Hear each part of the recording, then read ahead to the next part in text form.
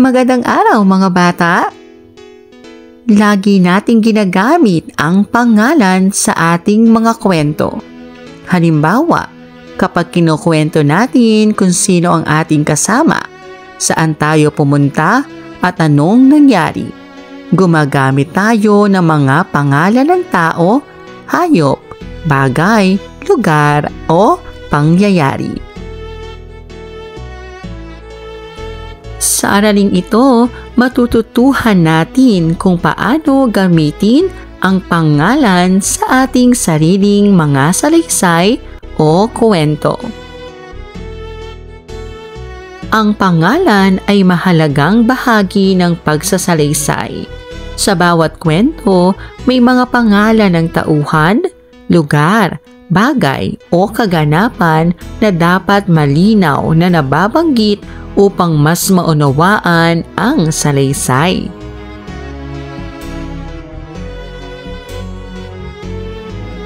Noong linggo, pumunta si Ella at ang kanyang alagang aso na si Puti sa parke upang ipagdiwang ang kanyang kaarawan. Doon sila naglaro ng bola at kumain ng tinapay sa ilalim ng malaking puno. Umuwi sila sa kanilang bahay na may ngiti sa mukha. Mga halimbawa ng pangalan sa kwento. Tao, Ella.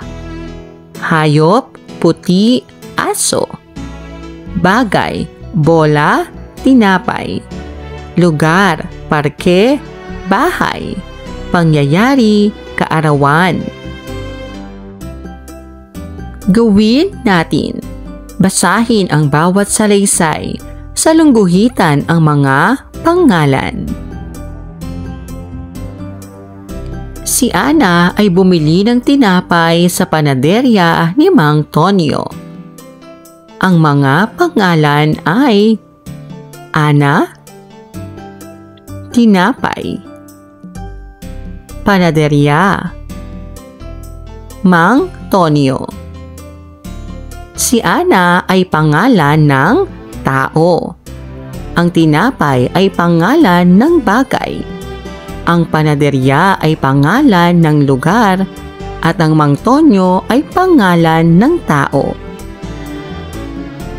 Si Lola Clara ay nagluto ng sinigang sa kanilang kusina gamit ang bagong kalan.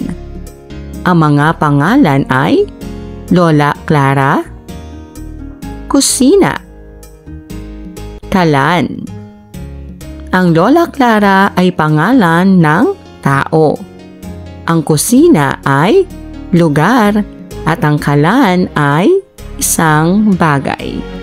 Gawin natin. Isulat ang iyong maikling karanasan tuwing araw ng Sabado.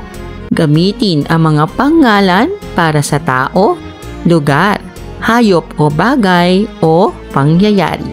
Halimbawa, noong Sabado, sinamahan ko si Mama sa palengke. Bumili kami ng mga gulay, prutas at karne. Pagkatapos noon, dinala namin si Milo, ang aming alagang pusa, sa parke upang maglakad-lakad. Sa hapon naman, nanood kami ng pelikula sa bahay at kumain ng popcorn. Masaya ang naging araw ng Sabado dahil kasama ko ang aking pamilya. Tandaan natin, sa bawat pagsasalaysay, mahalaga ang pangalan upang malaman kung sino, saan at ano ang nangyari.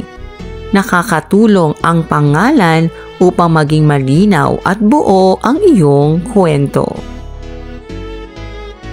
Gawin natin.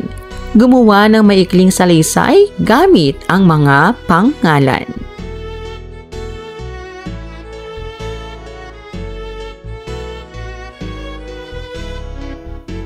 Maraming salamat po sa inyong panonood at pakikinig. Hanggang sa muling pag-aaral ng asignaturang Filipino. Paalam!